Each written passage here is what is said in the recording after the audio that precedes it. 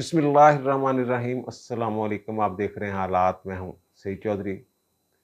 Imran Khan cipher case में बहुत बुरी तरह फंस गए हैं। निकलने के लिए हाथ पांव मार रहे हैं। कभी जुडिशल रिमांड पर एतराज़, कभी जज पर एतराज़, कभी जेल में ट्रायल पर एतराज़, और अब पीटीआई वाले एक नया मौक़िफ़ जो है वो सामने लेके आए हैं। पीटीआई वालों का ये कहना है कि साइफर को डीक्लासिफाइड करने की मंजूरी काबीना ने दे दी थी। क्या ऐसा ही है? अगर काबीना ने इसको पब्लिक करने की मंजूरी दे दी थी तो इमरान खान के खिलाफ जो ये केस है ये ख़त्म हो जाएगा। और फिर सुप्रीम कोर्ट ने जनाब नैब में जो तरमीम की गई थी नैब ऑर्डिनेंस में, उनसे फ़ायदा उठाने वाले मुलज़मों की ताज़ा तरीन फहरिस्त तलब कर ली है। अब सुप्रीम कोर्ट इस केस में क्या करने वाली है, लेकिन इससे पहले हम बात करेंगे जनाब सदर मुमलिकत हमारे जो हैं आरिफ अलवी साहब, उन्होंने पै गई भुख। वो कह रहे हैं जनाब मेरी तनख्वाह बड़ी घट आ तो मेरी तनख्वाह बढ़ाओ। उन्होंने काबीना डिवीज़न को, ये सेक्रेटरी जो काबीना डिवीज़न है, उनको ख़त लिख दिया है। सदर साहब फरमा रहे हैं कि सदर की तनख्वाह और मराद का जो तरमीमी एक्ट है 2018 का, उसके मुताबिक मेरी तनख्वाह मुकर्रर की जाए। और वो कानून क्या कहता है, जो तरमीम की गई थी, वो ये कहता है कि किसी भी पब्लिक होल्डर से सदर की तनख्वाह ज़्यादा होगी 1 रुपये, क्योंकि हेड ऑफ़ द स्टेट हैं, तो फिर इनकी तनख्वाह भी सबसे ज़्यादा होनी चाहिए। और इस वक्त पाकिस्तान में सबसे ज़्यादा जो साहब तनख्वाह ले रहे हैं वो हैं आपके chief justice Pakistan mister justice Umar Ata Bandial साहब। सदर साहब ने कहा है जनाब मेरी तनख्वाह जो है ना वो 2021 से नहीं बढ़ी, और मेरी और चीफ जस्टिस की तनख्वाह बढ़ चुकी हुई है। वो कहते हैं जनाब मेरी तनख्वाह इस वक्त जो है वो है 8,46,550 रुपये, जबकि जो चीफ जस्टिस पाकिस्तान हैं उनकी तनख्वाह है 12,29,190 रुपये। तो मेरी तनख्वाह जो है उनसे 1 रुपये ज़्यादा की जाए। और फिर वो कहते हैं अब 2021 में भी मेरी तनख्वाह नहीं बढ़ाई गई थी, और वो मेरी तनख्वाह बनती है 10,24,325 रुपये। यानी सदर साहब कह रहे हैं कि 4-5 लाख रुपए उनकी महाना जो है उसमें इजाफा किया जाए, और 2021 से लेकर अब तक उन्हें वाजबात भी अदा किए जाएँ। जो तनख्वाह उन्होंने वसूल नहीं की वो वाजबात भी उन्हें अदा किए जाएँ। ये सदर साहब को क्यों अचानक ये मसला पैदा हो गया कि ना मेरी तनख्वाह बढ़ाएं? असल में जब सदर साहब रिटायर होते हैं, ओहदा छोड़ते हैं, तो उसके बाद उन्हें मुराद मिलती हैं, पेंशन की शक्ल में भी कुछ रकम दी जाती है। तो उसका तयन जो होता है वो आखिरी वसूल की गई तनख्वाह के मुताबिक होता है। अब अगर ये 4-5 लाख रुपया सदर साहब की तनख्वाह में इजाफा हो जाता है, वैसे तो यार हैरानगी वाली बात है कि चीफ जस्टिस पाकिस्तान सबसे ज़्यादा तनख्वाह लेते हैं, और 12,29,000 और 190 रुपये उनकी तनख्वाह है। तो सदर की तनख्वाह 1 रुपया ज़्यादा होना चाहिए कानून के मुताबिक। इस मुल्क के हालात को छोड़ दें कि मैं और आप कैसे ज़िंदगी गुजार रहे हैं। बिल देने औखे होए आ साडे वास्ते, मुसीबत पई हुई है, किचन नहीं चलता पिया। अच्छे खासे लोग गड्डियां ते जेड़े फिरदे ने वो मैं रोंदे देखे ने, बिल नहीं दे हो रहा उन्होंने कोलों भी। तो सदर साहब अब तो हर चीज़ जो सदर साहब है उनकी फ्री है। इवन कि अगर उनके बूट का तस्मा भी टूट जाए ना, वो भी सरकारी खर्च पे वो आता है नया तस्मा जो है। तो वो कहते हैं जनाब मेरा गुजारा नहीं होता तो मुझे मेरी तनख्वाह में इजाफा कर दे। असल चक्कर ये है कि लालच उन्हें ये है कि रिटायरमेंट के बाद उन्हें जो पेंशन वगैरह मिलेगी तो फिर वो उसमें 4 लाख ये अमाउंट जमा हो के, वाजबात भी मिलेंगे, 4 लाख ये रकम जो है ये अमाउंट जमा हो के फिर वो उन्हें पेंशन वगैरह मिलेगी। अगर 8 लाख पे उन्हें पेंशन जो है वो 5-6 लाख मिलनी थी, तो 12 लाख पे उन्हें 8-9 लाख रुपए जो है वो मिलेगी। तो वो सदर साहब इन चक्रों में पड़ गए हुए हैं, और हम बिजली का बिल नहीं दे पा रहे। और बिजली का बिल जो है ये हमारी जो वज़ीर ख़ज़ाना है उन्होंने भी कहा कि ना IMF के साथ जो वादा हो गया हुआ है ना, उसके बाद हमारे हाथ तो बंधे हुए हैं, सब्सिडी दे नहीं सकते, इस पोजीशन में नहीं है। लेकिन यार ये सोचने वाली ये बात है, जो IPVs हैं, जो बिजली पैदा करने वाली प्राइवेट कंपनियां हैं, उन्होंने जो लूट मार इस मुल्क में शुरू की हुई है और मचाई हुई है। मुझे याद है कि जब ये शुरू में मामला आया है तो लाहौर हाई कोर्ट में IPVs का केस लगता होता था जस्टिस मलिक क्यूम साहब की अदालत में, उन्होंने एक दो मामलात में, वो एक दो जगहों पे उन्होंने कोई स्टे भी दिए हुए थे, कोई इम्तनाई भी जारी किए हुए थे। काफ़ी देर ये केस जो है ये चलता रहा। ये बेनज़ीर भुट्टो के दौर में ये महादे हो गए थे और इन्हें अंधाधुंध मुराद दी गई थी। यानी जो कैपेसिटी है किसी कंपनी की बिजली पैदा करने की, उसके मुताबिक हमने पे करना है, वो हम खरीदें या ना खरीदें, इससे कोई सरोकार नहीं है उस कंपनी को, और फिर डॉलरों में पेमेंट करनी है। जब ये मामला चल रहा था उस वक्त तासर जो दिया जा रहा था अदालत पे, वो जो मैं कह रहा हूँ कैपेसिटी के मतलब, फर्ज करें कोई कंपनी जो है वो 1 लाख यूनिट जो है उसकी कैपेसिटी है डेली पैदा करने की, और हम उससे खरीद रहे हैं 50,000 यूनिट, और वो हमने कीमत 1 लाख यूनिट की पे करनी, यानी डबल कीमत हम पे कर रहे हैं। जो सार्फिन हैं उन्हें दुगनी कीमत में यूनिट मिल रहा होगा। तो भाई मेरे फिर जो उनकी कैपेसिटी है, फुल कैपेसिटी पे चलवाते भी नहीं हैं आप, फुल कैपेसिटी पे नहीं चलती हैं वो जो, लेकिन कीमत जो हमसे लेते हैं वो फुल कैपेसिटी पे लेते हैं। उस वक्त मैं अर्ज कर रहा था जब केस चल रहा था, तो उस वक्त ये तासर दिया जा रहा था अदालत में, जो हमने सुना, जो मुझे याद पड़ता है कि जनाब ये इसलिए इनको अंधाधुंध रायतें या मुराद दी गई हैं कि ये फॉरेन इन्वेस्टमेंट है, और फिर कुछ अरसे बाद 20-25 साल बाद ये टेक ओवर कर लेनी है हमने, इसलिए इनको इनके साथ अंडरस्टैंडिंग है ये। वो भी मामला चलता रहा, फिर सुप्रीम कोर्ट में चला गया, फिर उस वक्त चीफ जस्टिस थे शेख रियाज साहब, उनके दौर में फिर दोबारा कोई एग्रीमेंट वगैरह भी हुआ, फिर वो जो पेमेंट थी वो रुपयों में चल गई, लेकिन कुछ अरसे बाद फिर एक माहदा हो गया और वो जो पेमेंट है उनको वो डॉलरों में की जाती है। अब डॉलर की कीमत नीचे नहीं आ रही, डॉलर की कीमत बढ़ रही है, तो रुपयों में हमारे लिए जो है वो पेमेंट करना, वो माहदे में है ही नहीं कि रुपयों में हम पेमेंट करेंगे। तो इसलिए भी जो कीमतें हैं बिजली की वो कंट्रोल नहीं हो रही हैं, IPPs की मौजें लगी हुई हैं, और उसमें पाकिस्तानी फर्में भी शामिल हो गई हुई हैं, फॉरेन जो गैर मुल्की फर्में हैं वो भी शामिल हैं, और सदर साहब को पड़ी हुई है कि जनाब मेरी तनख्वाह जो है उसमें इजाफा कर दें। अब आते हैं जनाब जो नैब वाला केस है। नैब वाले केस में जो सैयद मंसूर अली शाह साहब बेंच के रुकन हैं, फाजिल रुकन, वो बार बार ये नुक्ता उठा चुके हैं कि जनाब फुल कोर्ट बना दें, ना करो इस तरह, supreme court practice and procedure act का पहले फैसला कर लो, फिर तुसीं जिहड़ा ना एक किस्तां दी समात करो। 184 सब आर्टिकल 3 के तहत जो मुकदमात हैं उनकी समात तब करें, वरना फिर आप फुल कोर्ट बना दें। वो एक से ज़्यादा मरतबा ये कह चुके हुए हैं, लेकिन चीफ जस्टिस साहब जो हैं ये इसको मुसलसल इग्नोर कर रहे हैं। अब नैब ऑर्डिनेंस में जो तरमीम चैलेंज की हुई हैं इमरान खान साहब ने, वो उसमें उन्होंने ये मांगा है कि जो मुलजमान हैं जिन्होंने ताज़ा तरीन फहरिस्त दी जाए जिन्होंने इससे फ़ायदा उठाया है। अब उसमें तरमीम क्या है वो भी ज़रा एक नज़र देख लीजिए। और सैयद मंसूर अली शाह साहब ने बड़ा अच्छा नुक्ता उठाया है। उन्होंने ये कहा है कि जनाब ये इसमें बुनियादी आइनी हकूक़ की कहाँ खिलाफ वर्जी हुई है। ये इतनी समातें हो गई हैं 50 से ज़्यादा, लेकिन कोई बंदा ये नहीं बता सका अभी तक कि इसमें बुनियादी आइनी हकूक़ की कहाँ खिलाफ वर्जी हुई है। हमने तो तभी मुदाखलत करनी है सुप्रीम कोर्ट ने अगर ये साबित किया जाए कि इन तरामीम से बुनियादी आइनी हकूक़ की खिलाफ वर्जी हुई है। और मेरा ख्याल है कि ये बुनियादी आइनी हकूक़ को किसी हद तक तहफ़्फ़ुज़ मिलता है जो तरमीम की गई हैं। और चीफ जस्टिस साहब बार बार ये कह रहे हैं, खुद कह रहे हैं कि जनाब इसको सियासी इंजीनियरिंग के लिए इस्तेमाल किया गया, नैब को सियासी इंतकाम के लिए इस्तेमाल किया गया, मुखालफिन को दबाने के लिए इस्तेमाल किया गया, अब ऐसा नहीं होना चाहिए। उन्होंने अगर इसका रास्ता रोका है तरमीम करके, एक तो इसमें यह हुक्म था शुरू में कि जो इल्ज़ाम लगाया जाता है वो प्रोसिक्यूशन ने साबित नहीं करना, वो जिसके ऊपर इल्ज़ाम है उसने साबित करना है कि जनाब ये इल्ज़ाम गलत है। अब ये तरमीम कर दी गई है कि जो इस्तगासा है यानी नैब जो है उसने ये साबित करना है, जो इल्ज़ाम लगाएगा उसके सबूत भी वही लेके आएगा।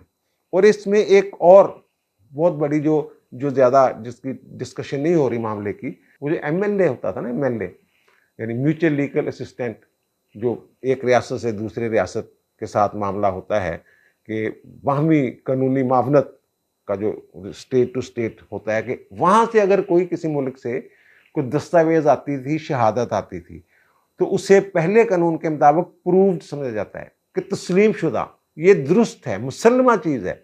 लेकिन अब इन्होंने कहा नहीं, ये प्रूव नहीं समझा जाएगा, इसे शहादतों के साथ प्रूफ کرنا پڑے گا، شہادت کے طور پہ اسے لیا جائے گا، لیکن یہ ثابت کرنا پڑے گا کہ یہ جناب درست شہادت ہے، سچی شہادت ہے۔ ایک یہ اس میں ترمیم کر دی گئی۔ اور پھر اس میں آپ کو پتا ہے کہ پہلے بیل کا کنسیپٹ ہی نہیں تھا، ریٹ جوڈکشن میں جا کے لوگ بیل لیتے تھے، ضمانت لیتے تھے۔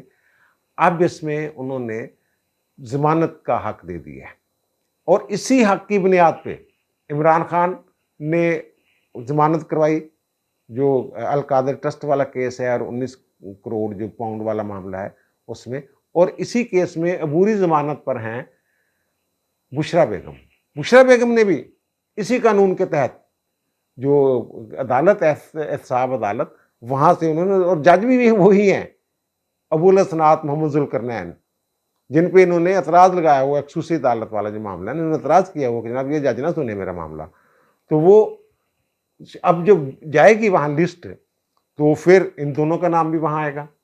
جب ان دونوں کا نام آئے گا تو پھر چیف جسٹس صاحب جو ہیں وہ اسلوٹے لین گے، کدی ادھر دیکھیں گے کدی ادھر دیکھیں گے کہ یار پھر اگر یہ کیتا۔ اور پھر ریمانڈ والی بات کہ پہلے اس میں 90 دن کا ریمانڈ ہوتا تھا، پھر انہوں نے 14 دن کا ریمانڈ کر دیا ترمیم کر کے، اور جب 14 دن کا ریمانڈ کیا تو پھر وہ نیب والوں نے کہا جناب 14 دن میں تو تفتیش ہو ہی نہیں سکتی، تو پھر انہوں نے 30 دن کا ریمانڈ اب کر دیا ہے۔ اور جو حد ہے کرپشن کی کرپشن کی حد ہی کہہ لیں جو بھی کہنا ہے، لیکن اس کا مطلب یہ نہیں ہے کہ جناب وہ ان کی جو کرپشن ہے وہ معاف ہو گئی ہوئی ہے، وہ پھر دیگر جو قوانین ہے پاکستان کے، اینٹی کرپشن کا ہو گیا، دوسرے لاز ہو گئے، ان کے تحت پھر ان کے خلاف کارروائی ہوتی ہے۔ اب انہوں نے یہ کر دیا کہ 50 کروڑ سے زائد مالیت کی کرپشن کا اگر کیس ہوگا تو پھر نیب جو ہے وہ کارروائی کرے گا۔ اور پھر اس میں جو ایک اور ترمیم کی گئی ہے کہ جو کابینہ کے فیصلے ہوں گے اس پر نیب کے قانون کا اطلاق نہیں ہوگا۔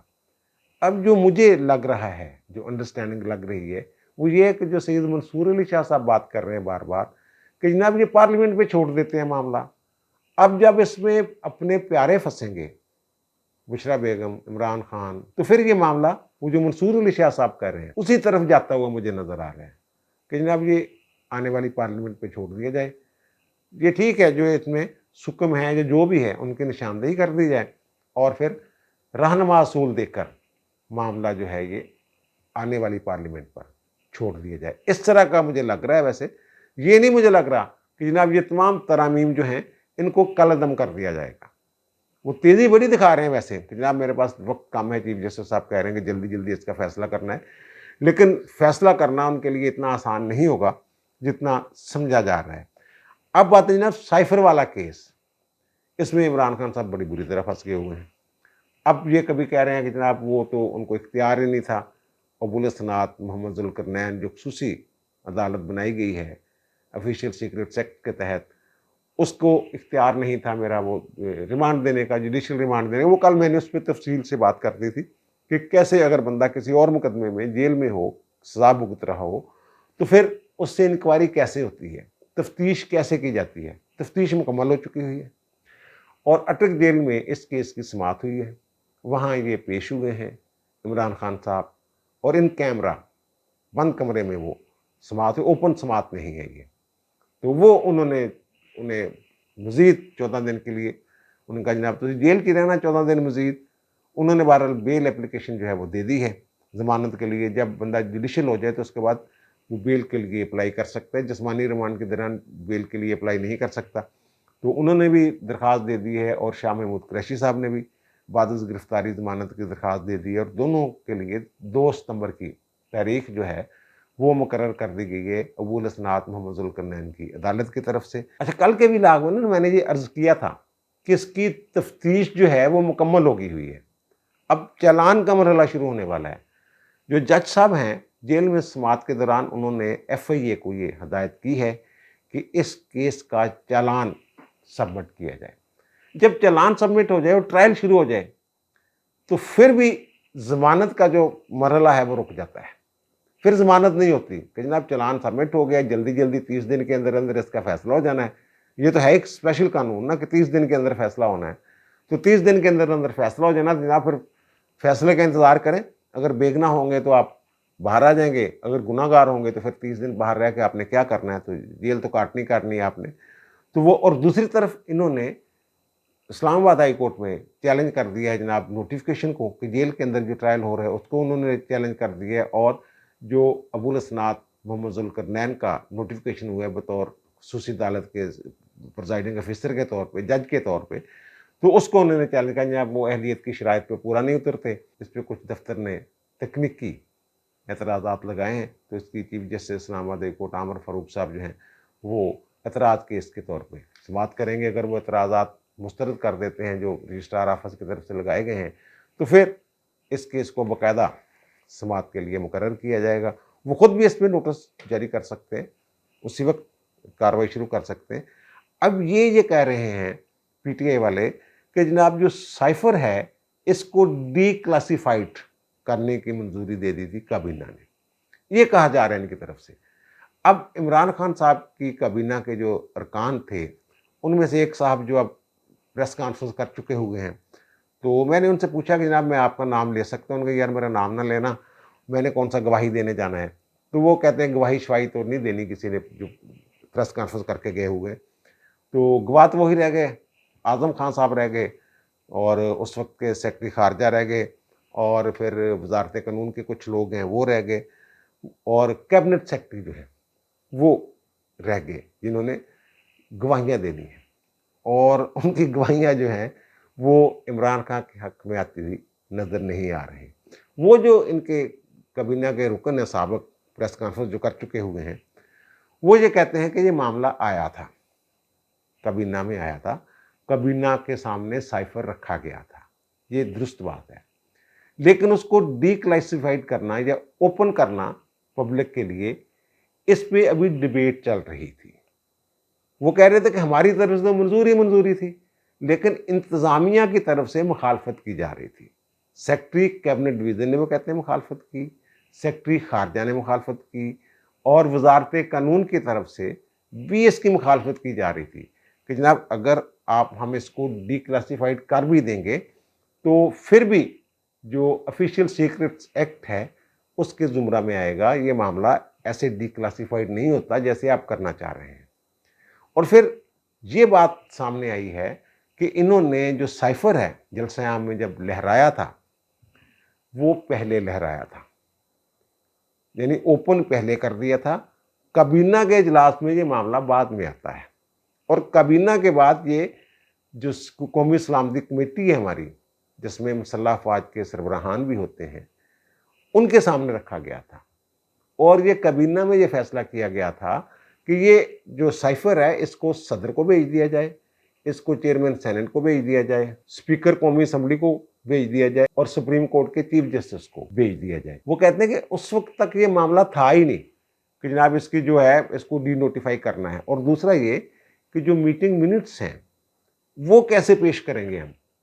अगर हम मीटिंग मिनट्स जो हैं वो निकाल लेते हैं, फ़र्ज़ करें हमारे पास कॉपी भी है मीटिंग मिनट्स की जिसमें ये मंजूरी दी गई थी, हालांकि वो मंजूरी हुई नहीं थी उनके बकौल, मामला आया था लेकिन अभी अंडर डिस्कशन था, और इमरान खान ने एक बयान भी दिया था कि मैंने मुशावरत की है इस मामले पे कि इसको डीक्लासिफाइड किया जा सकता है या नहीं किया जा सकता है, कहीं ये ऑफिशियल सीक्रेट एक्ट के ज़ुमरा में तो नहीं आता। ये इमरान खान का बयान है, अपना बयान है उनका, लेकिन इसके बावजूद उन्होंने इसको लहराया और फिर अमेरिका का नाम लिया।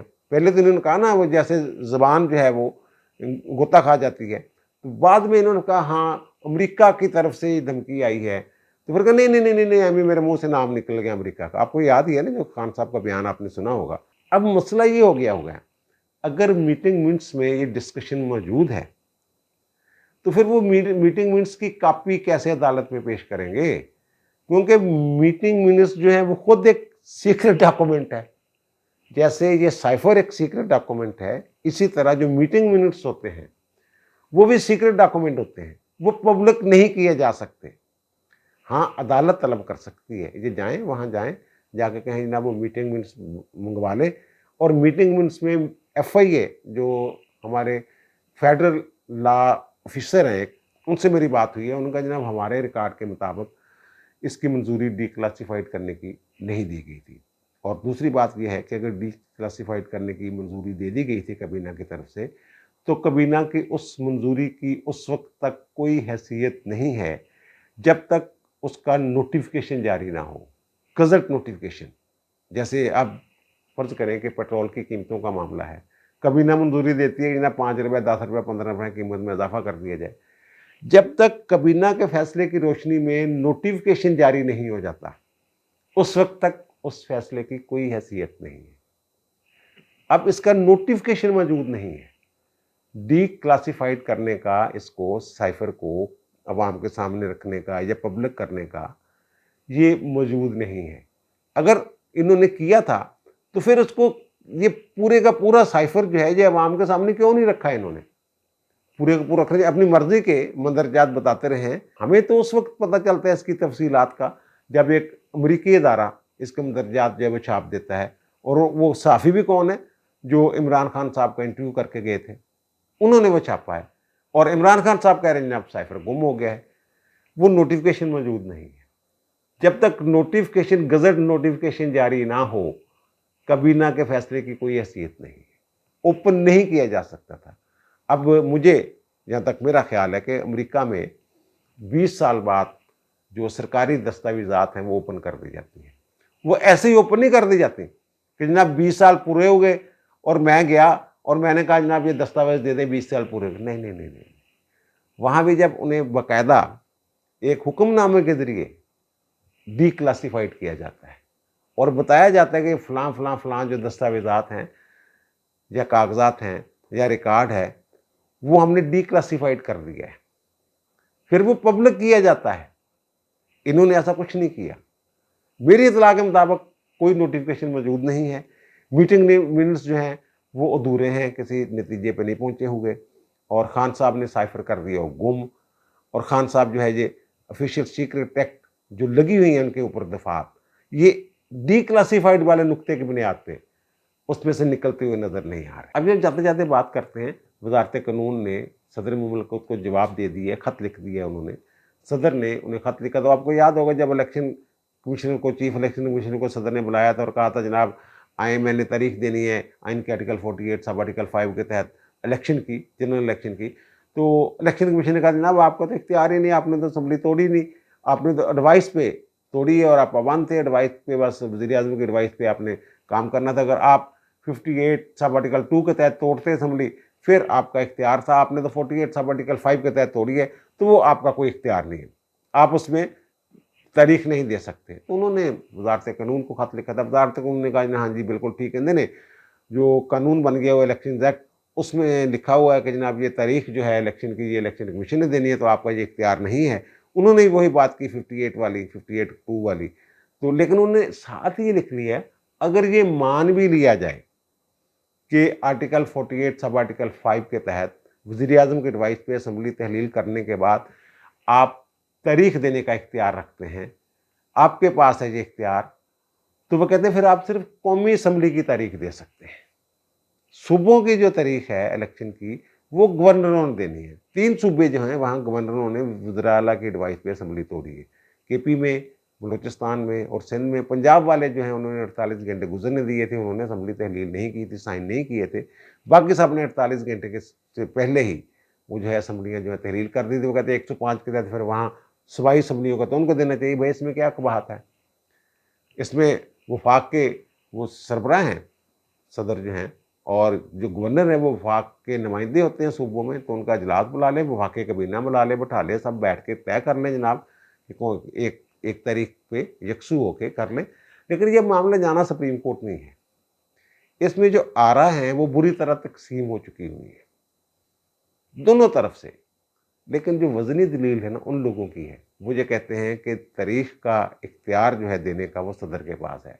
अगर असम्बली तहलील होती है तो वो सदर के पास इख्तियार होता है।